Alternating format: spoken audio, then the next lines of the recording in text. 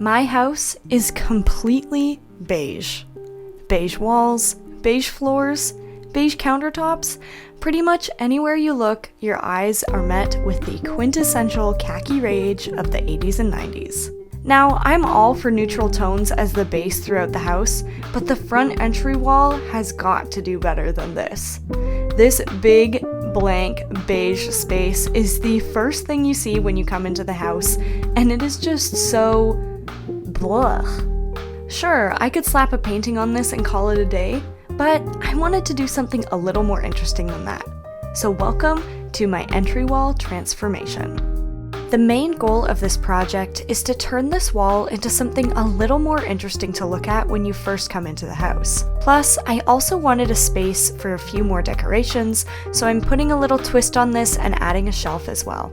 The first part of the process is painting the wall behind the slats a dark color to help make the slats pop. So I chose this beautiful navy blue from Behr called Starless Night, and the sample I bought from Home Depot was actually enough to do 2 coats on this wall.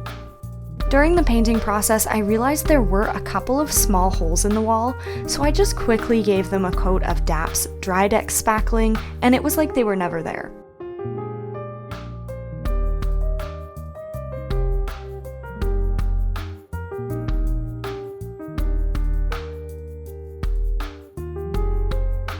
Once the paint was dry, I pulled off the tape and was pleasantly surprised to see a nice, crisp edge. If you're looking for a secret tip to keep your paintbrushes from drying out between uses, have I got the hack for you.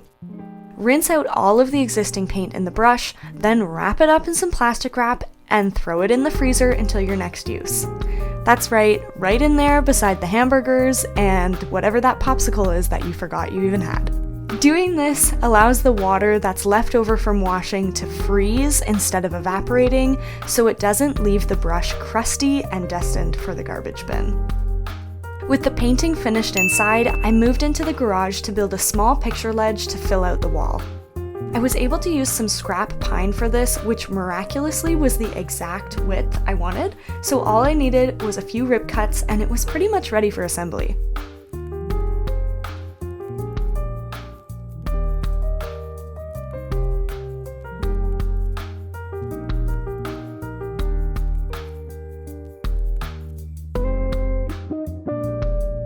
I used a combination of wood glue and screws for the ledge, which makes it plenty strong enough for your average painting or shelf full of knickknacks. While this method of assembly holds up just fine, I think next time I'll try to challenge myself to be a bit more creative with the joinery.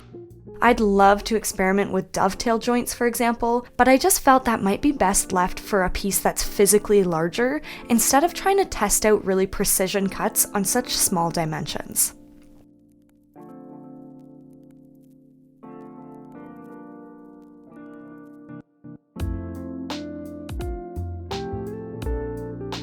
I didn't have the right clamps or enough of them on hand to manage this glue up, so I opted for painter's tape instead, and it did the trick.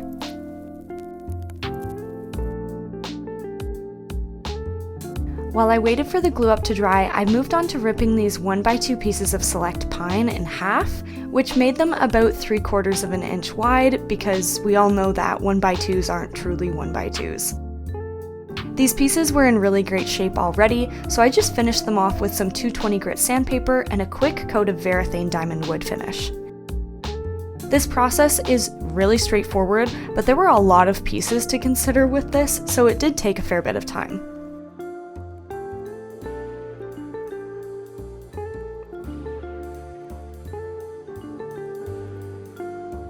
The next step of this process was puzzling over the nail guns, the air compressor, and how to use both of them. I've never used a nail gun before, and I've only used an air compressor to fill up the odd tire, but my grandpa left behind a couple of both, so it was time for me to learn how to use them. The first step of the process was how to attach the hose to the air compressor itself. The existing attachment on the air compressor didn't seem to be quite the right size for the hose that I bought, so we set about changing it. Here you can also see I used just a little bit of Teflon tape to keep that seal nice and airtight. With the hose locked and loaded, it was time to attach a nail gun to the other end of it, and I had two options, a 16 gauge and an 18 gauge. Since the 18 gauge is smaller, I figured that would be the gun of choice since the nail holes would be less noticeable. After a decent amount of tampering, we got everything hooked up, only to be met with another obstacle. Uh-oh. What? The nails are too big. For the 18? Yes. I think I can only shoot ones. Oh my god. So, I guess 16 gauge it is. Luckily, thanks to Grandpa's little note, we knew that the 16 gauge would fit our 1.5 inch nails. Grandpa was well known for always having a Sharpie on hand to scribble notes directly onto his tools with, and it's always a nice surprise when I come across one during a build. All that was left was to test it out, but maybe not like that. Okay. Wow! Can I try? Yeah! Just before we headed inside, we cut a 45-degree miter on one end of the two outermost wood slats and all of the wood slats that will sit underneath the picture ledge. By doing this, they'll look a lot cleaner as they'll flow more seamlessly into the wall and the baseboards below.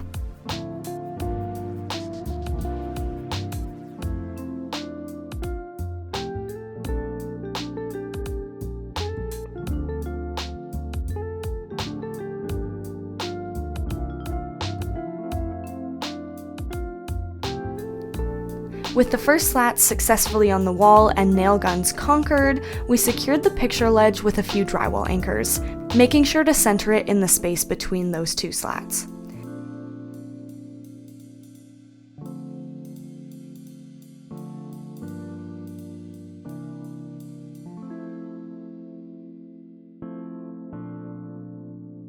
Then the real work began.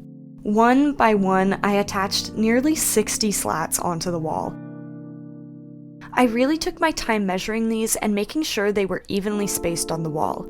I also chose to alternate sides as I was putting these up, so the middle slat would be nicely centered.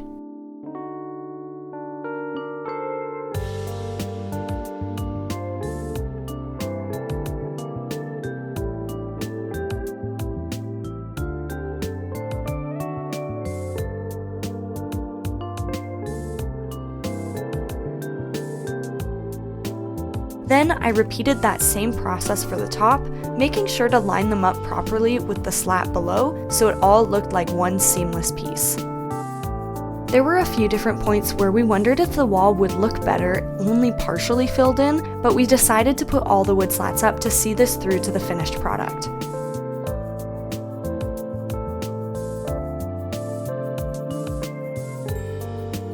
With all of the pieces on the wall, I took a step back and I hated it.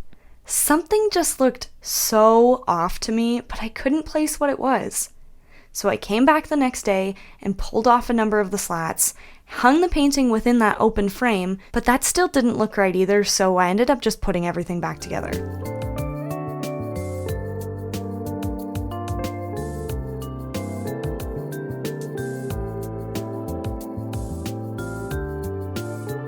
After getting some feedback from friends, I decided that because the entryway is a few feet lower than the main level, everything was set way too high up on the wall and the proportions didn't look right.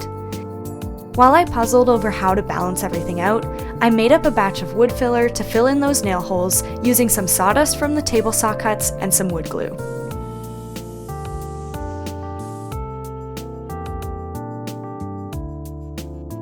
I think my ratio of sawdust to glue was a little bit off because it was kind of hard to spread, so I'll have to remember to add a bit more glue next time.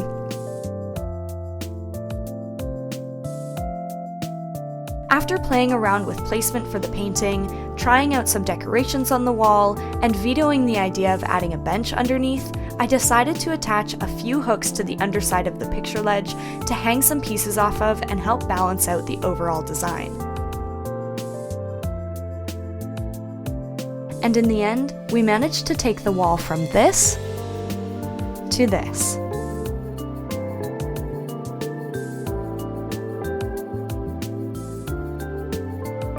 This was a simple but precision-based project that exposed me to some new tools and taught me some new lessons.